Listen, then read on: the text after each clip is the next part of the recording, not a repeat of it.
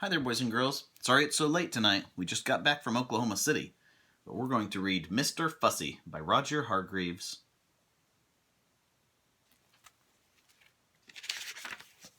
Mr. Fussy was fussy about everything. Absolutely everything had to be neat and tidy and in its proper place.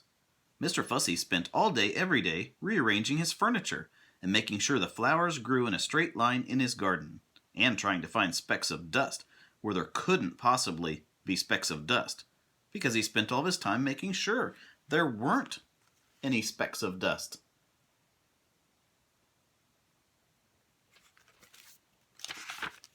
One fine morning, Mr. Fussy was having breakfast. He was very fussy about what he ate. He opened the marmalade jar. "Ugh!" he exclaimed, "it's got bits in it." And he spent the rest of the morning separating the bits from the marmalade, or if you prefer, the marmalade from the bits.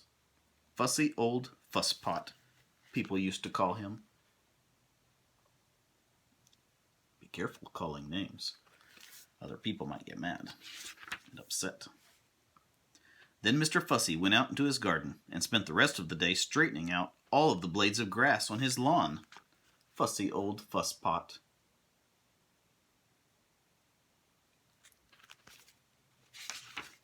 That evening, Mr. Fussy was in his kitchen, ironing his shoelaces, when he heard a crash outside. "What's going on?" he murmured to himself, and he hurried outside to investigate.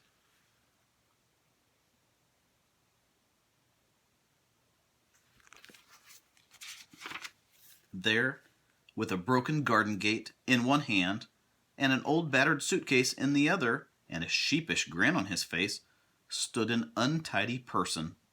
"Whoops," he said, holding up the garden gate. "It came off in my hand." "Who," spluttered Mr. Fussy, looking in horror at his garden gate, "are you?"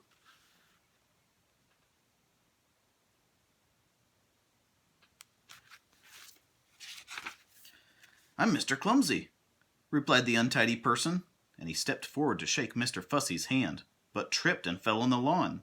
"My grass!" cried Mr. Fussy. "My straight grass! You've bent it!" And he got down on his hands and knees and started straightening the grass. "But who are you?" he asked over his shoulder. "And why are you here?"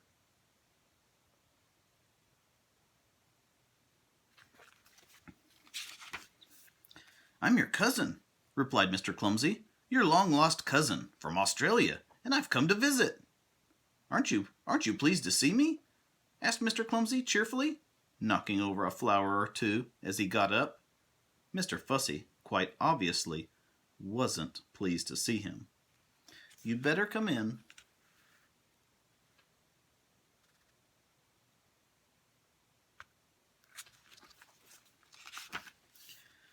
"What a neat place you've got here," remarked Mr. Clumsy, looking through the front door of Mr. Fussy's house.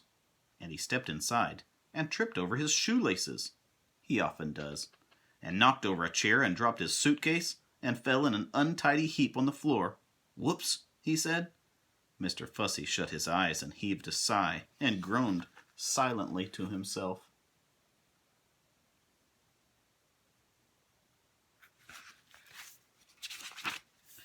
Later that evening, they sat down to talk. Mr. Fussy sat neat and tidy, as he always did. Mr. Clumsy sat not so neat and tidy, as he always did. "How long are you staying?"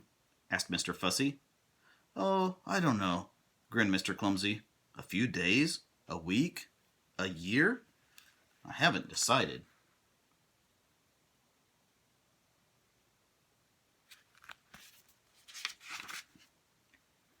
When he woke in the morning, Mr. Fussy jumped out of bed and went into his bathroom. "Oh, no!" he gasped. "Oh, no!" Mr. Clumsy had been there before him. The towels lay in a heap on the floor, and the bathtub was full of water. There were puddles of water and half a tube of toothpaste all over the bathroom floor. You don't do that, do you? No. Then Mr. Fussy hurried downstairs. "Good morning," said his cousin cheerfully. "I've cooked you breakfast. Sit down." There was an awful mess everywhere. "There we are," said Mr. Clumsy, carrying a plate of fried eggs, broken fried eggs, toward the table. Then he tripped over those shoelaces of his, and the eggs flew through the air, and they landed all over Mr. Fussy. "Whoops," said Mr. Clumsy.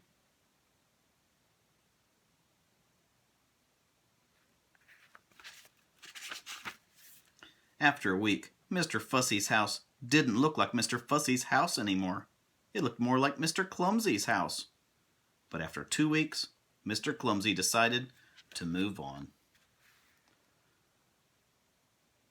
Your house doesn't look like this, does it? No, you take care of your things, don't you? "Thank you for having me," he said to Mr. Fussy. "It was very nice to see you," replied Mr. Fussy politely. But what he was really thinking was, "It's very nice to see you go." "So long," said Mr. Clumsy, and off he went with his battered old suitcase. "Goodbye," called Mr. Fussy, really meaning good riddance.